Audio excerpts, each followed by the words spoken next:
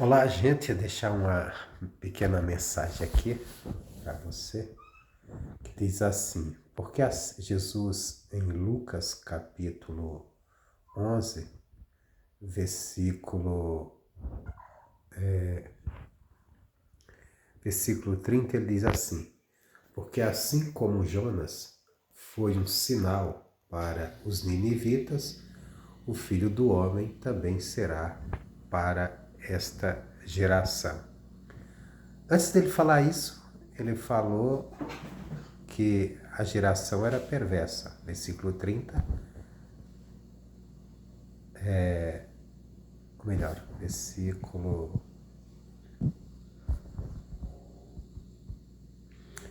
29, ele diz: aglomerando-se as multidões, começou a dizer: esta é uma geração perversa.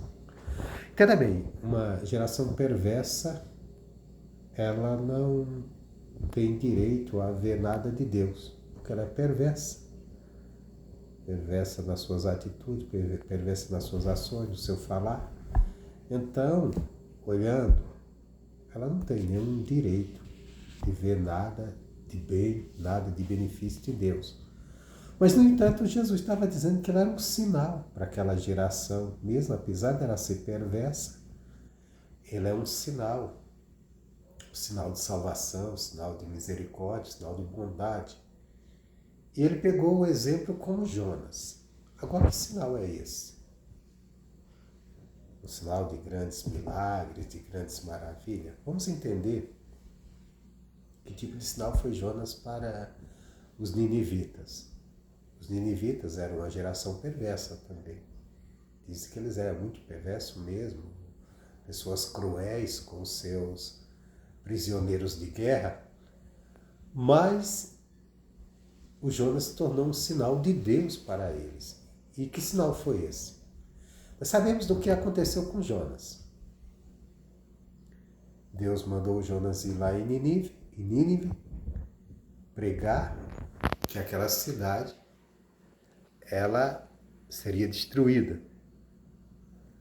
Mas, no entanto, o Jonas tentou fugir. Entrou no navio e tomou uma outra direção. Aí houve ali uma tempestade no meio do caminho. O Jonas estava até dormindo.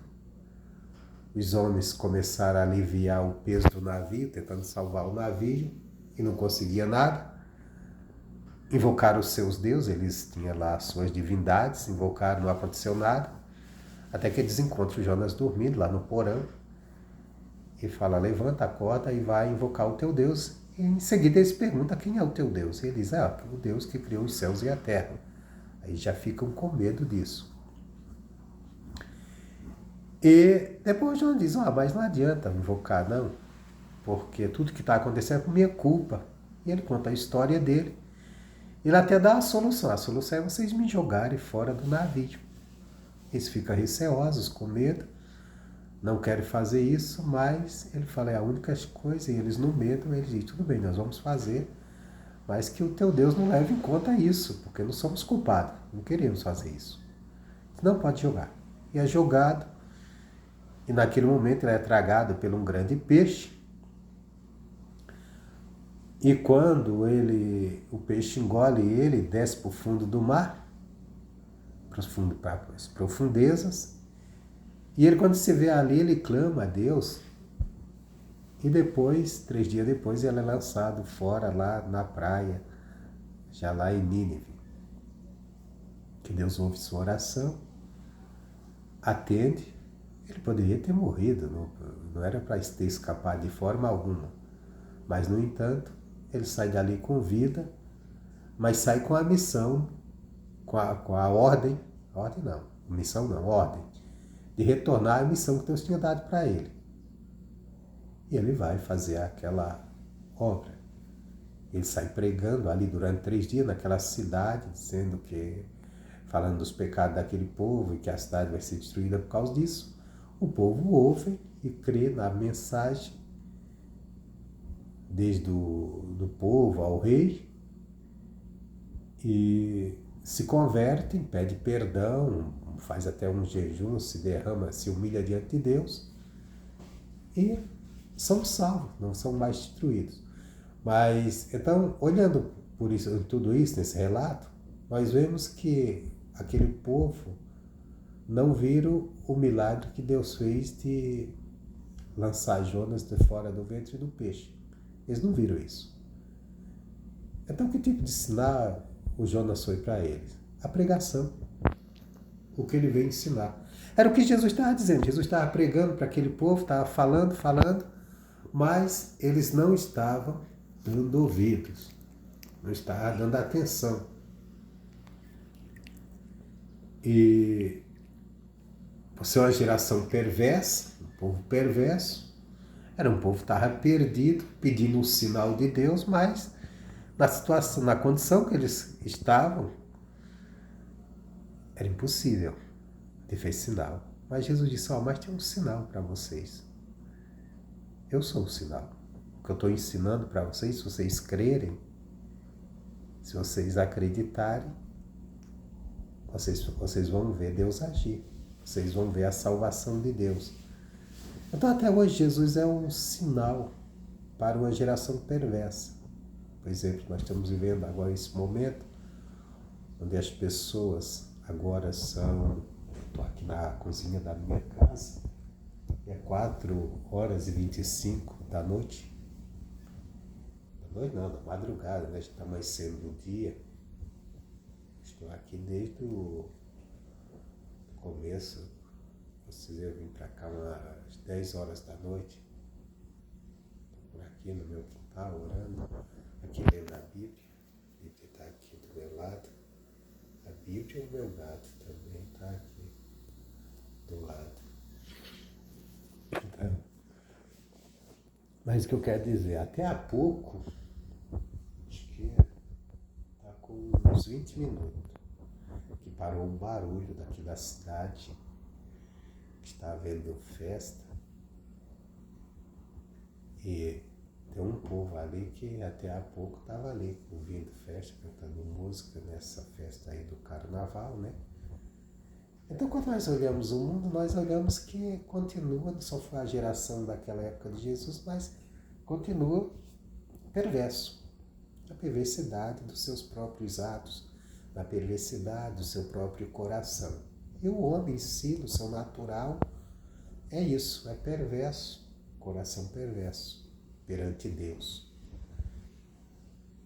E essa geração perversa, como aquela da época de Jesus, quer sinais de Deus, que está doente, que é um sinal de cura, o que está desempregado, que é um sinal de uma porta aberta de emprego, o que está em dificuldades financeiras, que é um sinal de melhora. Eles aprendem que Deus venha fazer, operar os seus sinais na vida. Tanto é que às vezes você vai à igreja e você encontra a pessoa dizendo, estou numa luta, ora lá por mim na tua igreja. Quer dizer, está querendo um sinal. Mas uma geração perversa não tem direito a sinal. Mas aí existe o sinal que pode lhe dar direito, que pode lhe trazer bênçãos, que é Jesus, os seus ensinamentos. Porque o Jonas foi sinal para aquele povo pregando. A sua pregação foi o sinal que salvou toda uma cidade e uma cidade perversa. A mesma coisa, nós estamos vendo uma geração perversa, nós estamos vendo um mundo perverso e Jesus é esse sinal. E o que é Jesus como sinal para esse povo? Ou para todos nós? Os seus ensinamentos, o que ele nos ensinou, o que ele nos deixou. Por isso que Pedro, em outra parte da Bíblia, Pedro disse, só tu tens as palavras da salvação. Em outras palavras, o mundo está perdido. Nós estamos perdidos sem as palavras de Jesus. Esse é o sinal que vai nos levar à vida eterna. Esse é o sinal que pode nos levar a ser curados, a resolver qualquer situação pelo poder de Deus. Mas não precisamos buscar outro sinal que não seja esse, a pregação do Evangelho. Por isso que lá em Romanos está escrito que o Evangelho é o poder de Deus para a salvação de todo aquele que nele crê. Então, se crê no Evangelho, se crê no que Jesus ensinou, no que ele deixou para nós, esse é o sinal que nos leva a Deus, que nos faz ver a grandeza de Deus, o poder de Deus se manifestando na nossa vida. E é isso, gente. Forte abraço, Deus abençoe. Daqui a pouco tem culto, né? Pelo menos aqui em Campos Gerais. É às 7 horas, agora é 4h29. Então, podemos dizer que é daqui a pouco. Aí tem também os outros lugares, como Copa do Ouro já é mais tarde. Mas é um dia da gente buscar Deus.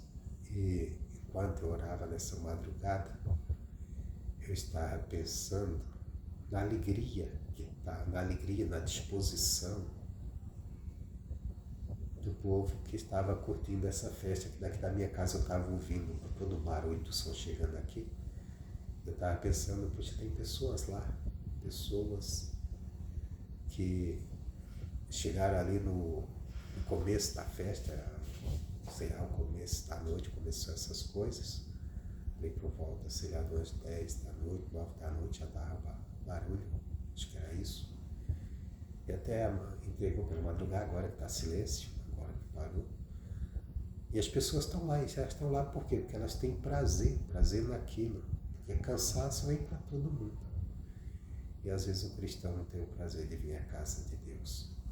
Então vamos ser esse povo bem disposto e prazeroso, que não arruma desculpa, que não dá para ir no culto, que não posso. Vamos congregar, vamos nos reunir, vamos nos alegrar na presença de Deus. Pode ter certeza, vai ser bênção. E o melhor, que a festa lá fora, quando acaba, a luz apaga e não tem mais nada. Mas a festa que nós fazemos adorando a Deus, cultuando a Deus, ela continua e nos leva para a eternidade, se nós dermos bastante atenção e fizermos isso com dedicação a Deus. E é isso, gente. Forte abraço, Deus abençoe e um ótimo domingo.